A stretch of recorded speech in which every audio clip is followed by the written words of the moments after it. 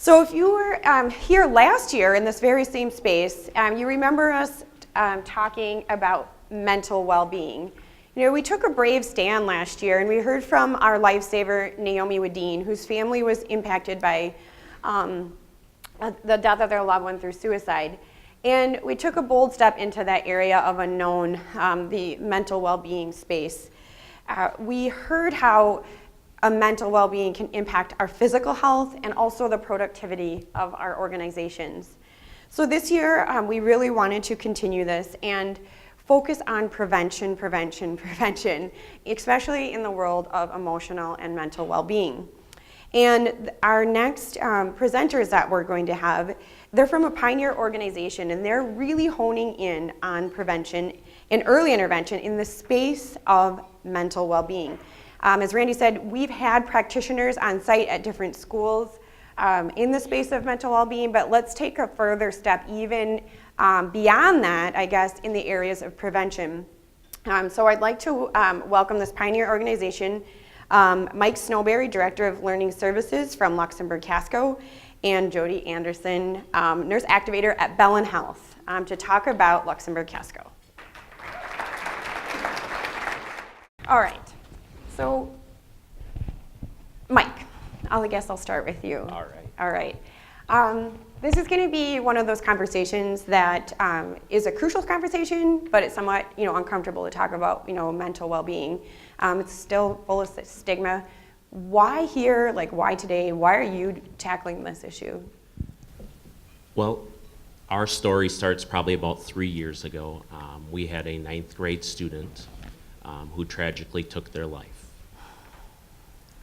And you step back and you think about, that impact on your community, the students, the staff, and you ask yourself one thing: what could I have done differently?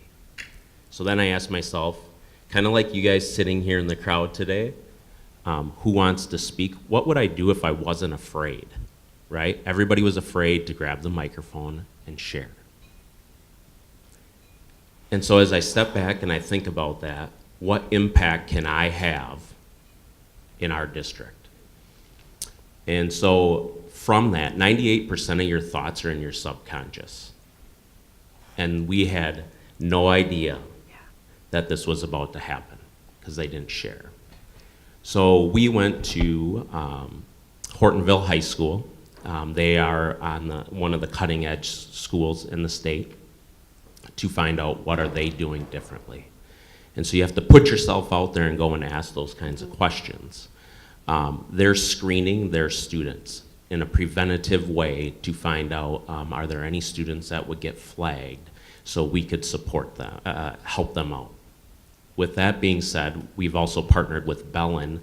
My office is going to turn into a behavioral therapy room on a couple of days a week, where we're actually going to do services for students and provide them support that's necessary. I really feel it's extremely important for not only us, but for our community and for the parents and everybody else that trust us with their children.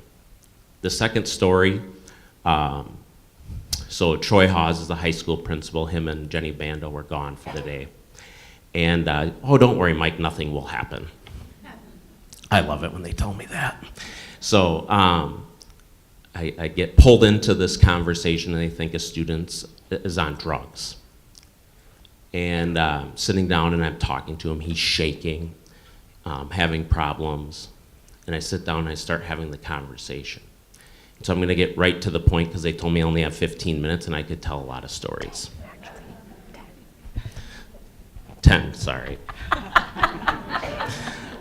And I always go with the humor too. So really quick to the point, the student ended up having anxiety, couldn't sleep at night, was struggling. And so I spent an hour and a half talking to him to get this out of him. And I really had to coin in, so I had to share personal things about myself, right? So I'm like, do you sweat at night when you sleep? And he's like, yeah, how do you know that? I'm like, because I have anxiety too. So I struggle with that, right? And so really the mental health conversation starts with us and sharing your story. If I weren't afraid, what would I do? right? That's what I always ask myself. The white noise inside of your head, you cannot allow that to run your life. And I just think, Mike, you bring up a really good point, and kind of what we're all sort of aiming for here is to be available, right, to in our own space, to be vulnerable and strong enough to talk about that, but to be available to kind of have your bucket filled enough to have these, tough conversations with people. And I think, we have your pyramid up here, and I know that, you said you're doing some interventions, but you're also doing every level sort of simultaneously. I mean, what are we talking about with community interventions with your staff? I mean, what have you been working on to do kind of fulfill all those different levels? So a couple things. We have started with youth mental health first aid. We've trained 140 of our probably 200 staff members. Our goal is in 3 years to have everybody trained. We will make it there next year. We are looking at our social emotional curriculum that we have, K through 12, looking at how can we have student advocacy in there. It's called a program called Sources of Strength. It's a high school program.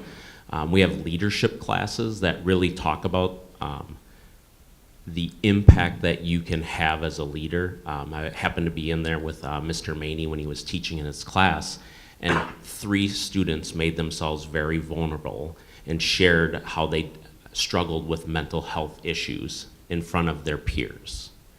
And the impact you can have as a leader and getting people to share that information helps all of us deal with the issues that we're dealing with. So we have a number of things going on. I'd love to talk more about it if you have more questions.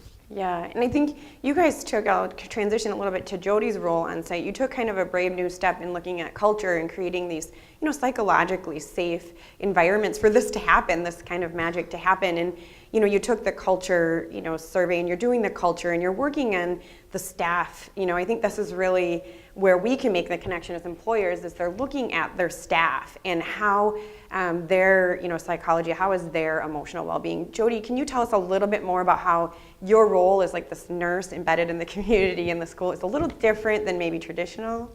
Sure. Well, my role as a community nurse activator is really taking the role of nursing outside the walls of the clinic and the hospital, out into the community where people live, work, and play. So at LC School District, I go to each of their school buildings and work with their district staff. But we have to recognize that there is a mental health problem, and I think we're definitely doing that. And you can see in your folders, and it'll be shared later, some of the staggering statistics that are out there. I think it's both an outside job and an inside job. So on the outside, as a community, which I work out in the communities, it's getting people to recognize that we have to make it okay to have these conversations. We can't just wait to talk about these things in the clinics and in the hospitals. We have to take these conversations to our workplaces and to our homes to increase awareness and to also to decrease the stigma around mental health. And on the inside, we can do a lot of different things for ourselves. So recognizing the importance of self-awareness, also self-care, coming up with a self-action plan. And at LC School District, I'm working with the district staff to allow them to be their best self, recognizing that that's what they're going to take to our students, and hopefully we'll definitely see those improved outcomes with that. Absolutely, absolutely. Important messages, very much. And then, I guess just to wrap up your guys' time up here, but what results, I guess, have you seen already? I know this is early on in it, but being an employer in a school of choice, we're doing this to have that, world-class culture, basically. What results have you seen? What are you noticing? Well, one of the things that we've done is we've done the True Colors activity, Myers-Briggs. What we're trying to do is for them to be able to find their best self and be able to share what they see in themselves and where they're struggling at. And I think that that's made a huge difference. We had an anonymous survey put out with our primary school of what are they really struggling with, and it was kind of alarming. But it allows people a safe place so you can actually feel what is the culture really like, what are they struggling with. And it comes down to that work balance, and we all struggle with that. And that's one of the biggest things that we're looking at, what I would call initiative overload. Everybody's trying to reinvent themselves. And so we need to listen. I think that's probably the most important thing as a leader, and hear what they're really saying. A lot of times, they need to give us more effort. They need to do this. Well, anytime you add a new initiative, there's something called emotional energy. And you can only drain that bucket so much before you're not going to get anything from them. And so thinking about things differently, that's really my role. As I was driving in, I was thinking to myself, are we doing enough, right? And you always have to sit up at the top of the mountain, self-reflect, and think about what we could do differently. That's great. Any closing thoughts, Jody? And I think, to Mike's point, is providing that safe space to have those conversations. And I think we can walk away from this event today asking ourselves, what is our safe space? What's one thing that I will do for myself today to improve my mental and emotional well-being? And I'm sure that each of us could come up with one thing. Yeah, and they will be available for questions after, but we want to thank you guys so much for being here and having this crucial conversation with us. A round of applause.